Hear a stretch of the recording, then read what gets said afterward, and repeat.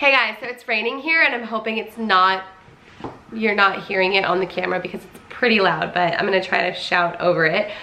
Today I wanted to talk about some of the books that I have read recently, the good and the bad.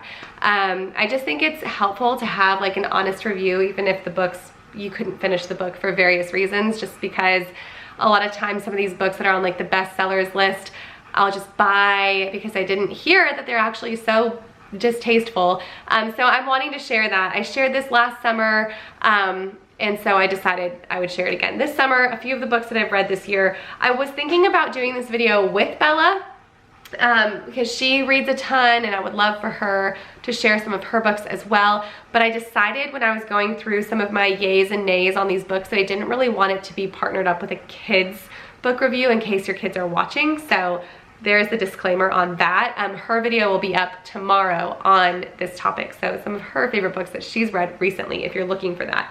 Sorry, my nose is like super itchy all of a sudden. So yes, I love to read. I don't really have time for it. Who does have time for the things that are good for you, or fun? But I have been reading during my kids' reading time because I want them to see it. I want them to want to continue to pursue reading, and also it's something that I would like to fill my time with versus picking up my phone. I find it much more relaxing and just as full of, you know, excitement and drama as popping on Facebook would be. So honestly, it's just a really good habit to have a book. For me, it's a physical book. To have a physical book around is super helpful. So I'm going to start with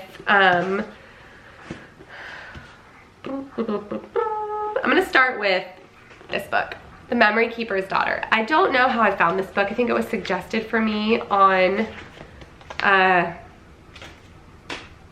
Amazon. And it took me a long time to get into it because I couldn't find a good flow with the book for some reason. But about halfway through, it picked up for me and I became instantly just so connected to the story and I could not shake it. I did not pick up another book for about a month after I finished this book, and I would have times where I just like felt it in my soul and I couldn't shake it. Like, oh, I so connected with those characters. This book is not a happy ending kind of a book. It's not like a tragic ending either, but it just kind of leaves you like, oh, that was too familiar. That feels too real.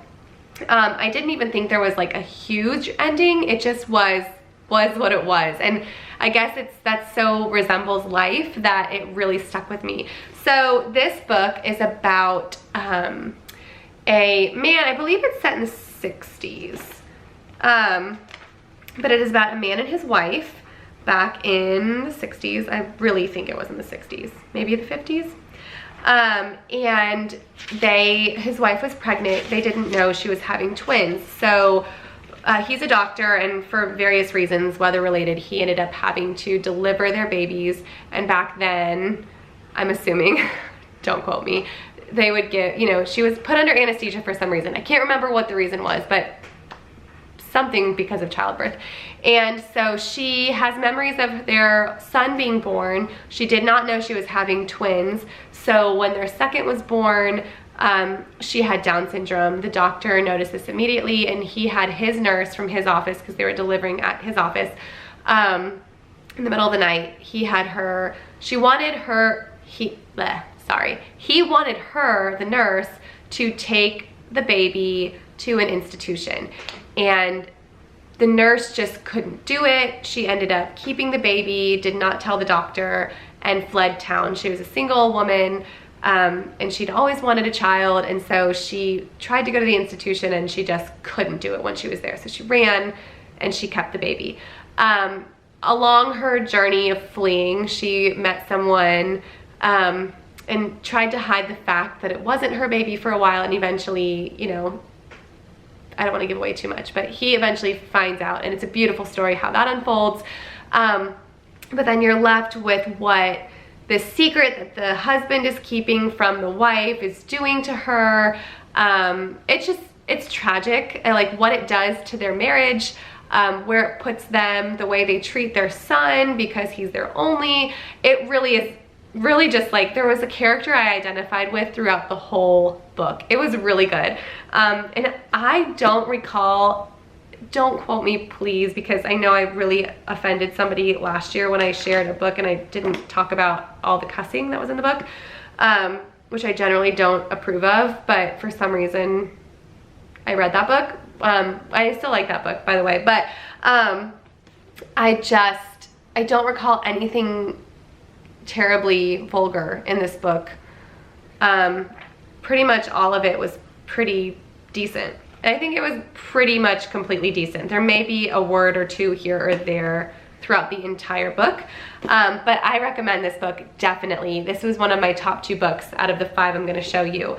The next book was this one, Big Little Lies. This was on the bestsellers list, I'm guessing like a couple of years ago, because I saw it on a blog and I was like, oh, that looks really interesting. It looks like dramatic and kind of like a mystery, and I thought I would really like it. When I ordered the book, this should have tipped me off, it said now an HBO limited series, and I don't find, you know, the most wholesome content on HBO, so I should have assumed that I wouldn't necessarily connect with it. There was nothing too bad about this book, not that as far as where I got, but I did not get very far.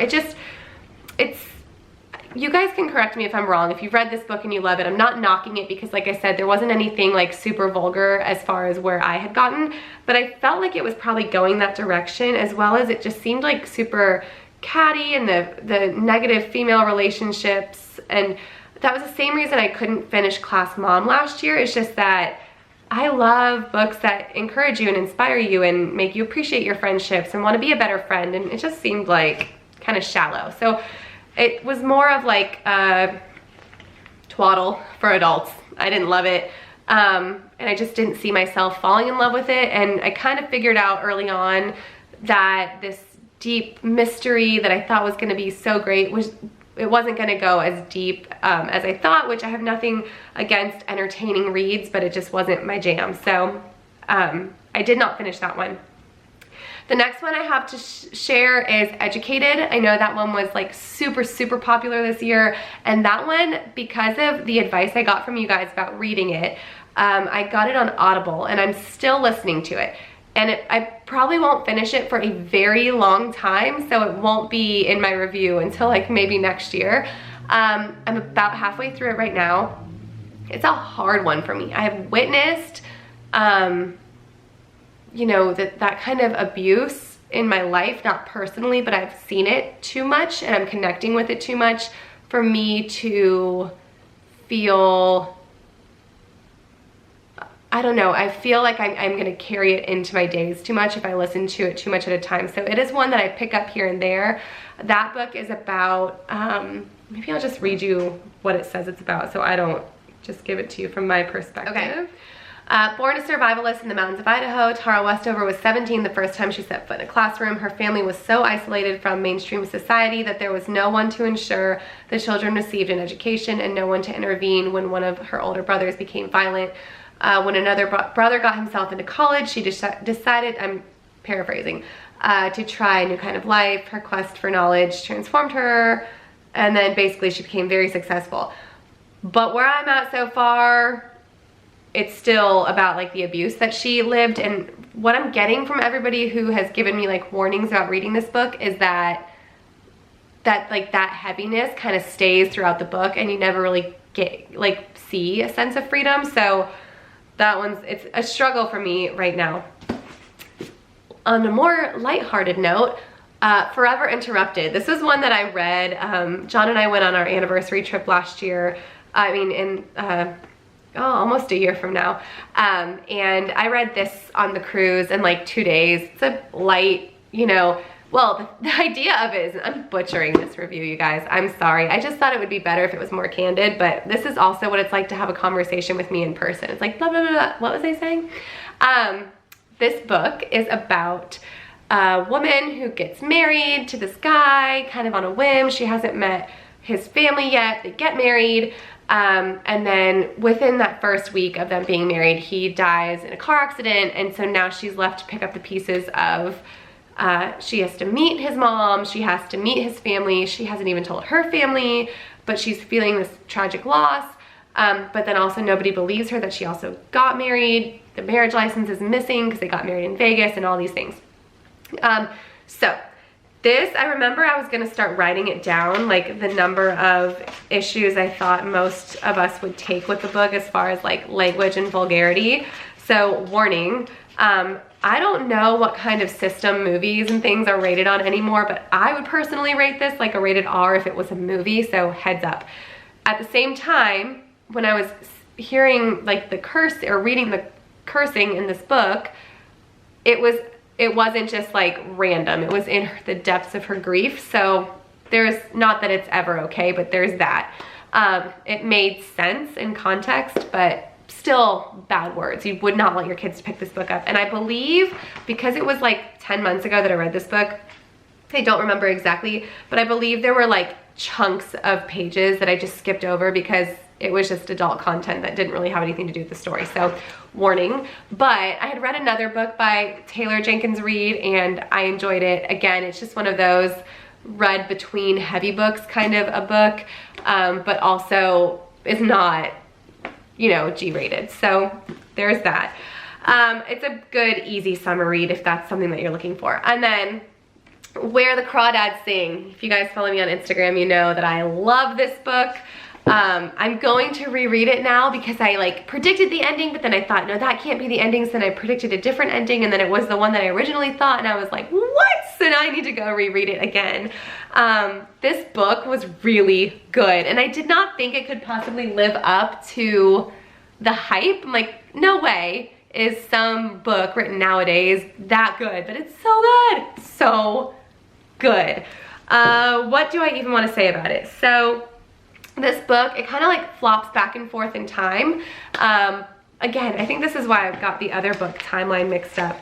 So it starts in the early 50s and then it finishes in, does it say? Okay, 2009, finishes in 2009. Man, so it goes back and forth in time. It's about a girl who's growing up in the marsh and eventually her entire family leaves her. She's very young, she's raising herself. There's a whole stereotype about, you know, kids from the marsh and families from the marsh. So nobody in town in the 50s really would reach out to her. They just kind of saw her as trash. So she raised herself, she became friends with a gentleman who ran like the convenience store, like boat shop. And she would like bring her boat back and forth and that's really some of the only contact she ever had. It's got a lot of nature in it because she kind of like let nature raise her. So she becomes friends with the birds, but not in like a Snow White way. It's very much in like she sees their patterns and so and the patterns of the tide and the moon and all these things that were very interesting to read from the perspective of somebody who wants to learn more about nature. It was very rich to read. Eventually she gets in contact with some guys, some different male figures, you know, two different boys at the time. They become men throughout the story who bring their boats over to where she lives and one of them teaches her how to read and it was a beautiful story. One of them dies at the beginning of the book and then this whole book unfolds going back and forth in time as a murder mystery, like who did it. And so it was very interesting because initially, I don't know, I sided with so many people throughout this book, but obviously mostly I sided with her point of view. And then as far as who did it, I can't tell you that, but I got it right, then I got it wrong, and then I got it right, and then I got it wrong, and then when I got it right, I was just like completely shocked that I don't know, it was so good, so good. Like the last, I would say probably 100 pages I must have read in one night in my bed just because I picked up the pace and I just could not put it down. And I know that so many of you guys have read this in like 48 hours and it's a pretty hefty book. It's got a lot of content. It's not like a quick read as far as being like super easy and lighthearted. Like there's a lot of stuff you don't want to miss, but you just get so connected to this book. So if I could recommend out of the 5 books that I've mentioned, these are both so good, but for different reasons. So I would say Where the Crawdads Sing is probably the one that's most for everyone. And then The Memory Keeper's Daughter is more for people who are like deeply emotional, like me, who like really connect with like tragic stories. So there's that. But they're both so good. They both have like this hint of mystery.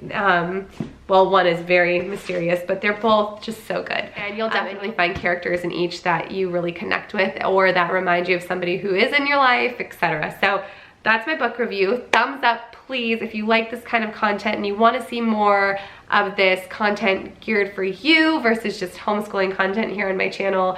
I can't believe that it's been a year since I've done one of these videos. I apologize because I want to do them more often. But then every time I have like a good stack of books, I'm like, oh, I'm reading this one right now and I want to tell them about this one, and oh, I'm reading this one right now and I'm going to share with this one, and then it just becomes me selecting the 5 best or the 5 that I want to share most about. So if you want to see more of this, give it a thumbs up and I will have to read more, and that will benefit me as well. So thank you guys for watching this video. Make sure you pop back tomorrow to see Bella's review of her 5 favorite books or 5 books that she wants to talk about. And I will see you then. Bye.